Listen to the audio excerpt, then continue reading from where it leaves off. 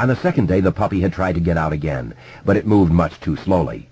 Patrick shoved it back in, slammed the Amana's rusty door, and leaned against it. He could hear the puppy scratching against the door. He could hear its muffled whines. "Good dog," said Patrick Hockstetter. His eyes were closed and he was breathing fast. "That's a good dog." On the third day, the puppy could only roll its eyes toward Patrick's face when the door opened. Its sides were heaving rapidly and shallowly. When Patrick returned the next day, the cocker was dead with a cake of foam frozen around its mouth and muzzle. This made Patrick think of coconut popsicles, and he laughed quite hard as he hauled the frozen corpse from his killing bottle and threw it in the bushes. The supply of victims, which Patrick thought of, when he thought of them at all, as test animals, had been thin this summer. Questions of reality aside, his sense of self-preservation was well developed, his intuition exquisite. He suspected he was suspected. By whom, he was not sure. Mr. Engstrom? Perhaps. Mr. Engstrom had turned around and given Patrick a long, speculative look in the A&P one day this spring. Mr. Engstrom had been buying cigarettes, and Patrick had been sent for bread. Mrs. Joseph's? Maybe. She sat in her parlor window with a telescope sometimes, and was, according to Mrs. Hockstetter, a nosy Parker. Mr. Jacobois, who had an ASPCA sticker on the back bumper of his car? Mr. Nell? Someone else? Patrick didn't know for sure, but his intuition told him he was suspected, and he never argued with his intuition. He had taken a few wandering animals from among the rotted tenements in the half-acre, picking only those that looked thin or diseased, but that was all.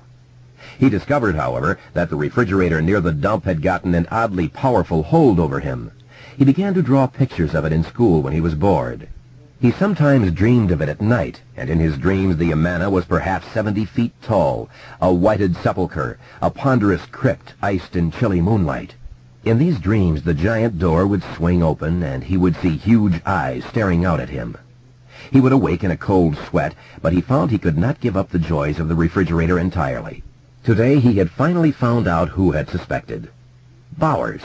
Knowing that Henry Bowers held the secret of his killing bottle in his hands left Patrick as close to panic as he was ever apt to get. This was not very close at all, in truth, but he still found this, not fear exactly, but mental unrest, oppressive and unpleasant. Henry knew that Patrick sometimes broke the rules. His latest victim had been a pigeon he discovered on Jackson Street 2 days ago. The pigeon had been struck by a car and couldn't fly. Patrick went home, got his box out of the garage, and put the pigeon inside. The pigeon pecked the back of Patrick's hand several times, leaving shallow, bloody digs. Patrick didn't mind. When he checked the refrigerator the next day, the pigeon had been quite dead. But Patrick hadn't removed the corpse then. Now, following Henry's threat to tell, Patrick decided he better get rid of the pigeon's body right away. Perhaps he would even get a bucket of water and some rags and scrub out the interior of the refrigerator. It didn't smell very good. If Henry told and Mr. Nell came down to check, he might be able to tell that something, several somethings in fact, had died in there. If he tells, Patrick thought, standing in the grove of pines and looking at the rusty Amana, I'll tell that he broke Eddie Kasprack's arm. Of course, they probably knew that already, but they couldn't prove anything because all of them said they had been playing out at Henry's house that day, and Henry's crazy father had backed them up. But if he tells, I'll tell. Tit for tat. Never mind that now. What he had to do now was get rid of the bird. He would leave the refrigerator door open and then come back with the rags and the water and clean it up. Good. Patrick opened the refrigerator door on his own death. At first he was simply puzzled, unable to cope in any way with what he was seeing. It meant nothing to him at all. It had no context. Patrick merely stared, his head cocked to one side, his eyes wide. The pigeon was nothing but a skeleton surrounded by a ragged fall of feathers. There was no flesh left on its body at all. And around it, stuck on the refrigerator's inner walls, hanging from the underside of the freezer compartment, dangling from the wire shelves, were dozens of flesh-colored objects that looked like big macaroni shells. Patrick saw that they were moving slightly, fluttering as if in a breeze. Except there was no breeze. He frowned. Suddenly one of the shell-like things unfurled insectile wings. Before Patrick could do more than register the fact, it had flown across the space between the refrigerator and Patrick's left arm. It struck with a smacking sound. There was an instant of heat. It faded, and Patrick's arm felt just like always again. But the shell-like creature's pale flesh turned first pink, and then, with shocking suddenness, rose red. Although Patrick was afraid of almost nothing in the commonly understood sense of the word, it's hard to be afraid of things that aren't real. There was at least one thing that filled him with wretched loathing. He had come out of Brewster Lake one warm August day when he was 7 to discover 4 or 5 leeches clinging to his stomach and legs.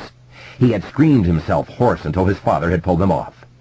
Now, in a deadly burst of inspiration, he realized that this was some weird kind of flying leech. They had infested his refrigerator. Patrick began to scream and beat at the thing on his arm. It had swelled to nearly the size of a tennis ball. At the third blow, it broke open with a sickening squat sound. Blood, his blood, sprayed his arm from elbow to wrist, but the thing's jelly-like eyeless head held on. In a way, it was like a bird's narrow head, ending in a beak-like structure, but this beak was not flat or pointed. It was tubular and blunt, like the proboscis of a mosquito. This proboscis was buried in Patrick's arm. Still screaming, he pinched the splattered creature between his fingers and pulled it off. The proboscis came out cleanly, followed by a watery flow of blood mixed with some yellowish-white liquid like pus. It had made a painless dime-sized hole in his arm. And the creature, although exploded, was still twisting and moving and seeking in his fingers. Patrick threw it away, turned, and more of them flew out of the refrigerator, lighting on him even as he groped for the Amana's handle. They landed on his hands, his arms, his neck. One touched down on his forehead. When Patrick raised his hand to pick it off, he saw 4 others on his hand, trembling minutely, turning first pink and then red. There was no pain, but there was a hideous draining sensation. Screaming, whirling, beating at his head and neck with his leech-encrusted hands, Patrick Hockstetter's mind yammered, "It isn't real. It's just a bad dream. Don't worry. It's not real. Nothing is real." But the blood pouring from the smashed leeches seemed real enough. The sound of their buzzing wings seemed real enough, and his own terror seemed real enough. One of them fell down inside his shirt and settled on his chest. While he was beating frantically at it and watching the bloodstains spread above the place where it had taken its hold, another settled on his right eye. Patrick closed it, but that did no good. He felt a brief hot flare as the thing's sucker poked through his eyelid and began to suck the fluid out of his eyeball. Patrick felt his eye collapse in its socket, and he screamed again. A leech flew into his mouth when he did and roosted on his tongue. It was all almost painless. Patrick went staggering and flapping up the path toward the junked cars. Parasites hung all over him. Some of them drank to capacity and then burst like balloons. When this happened to the bigger ones, they drenched Patrick with almost half a pint of his own hot blood.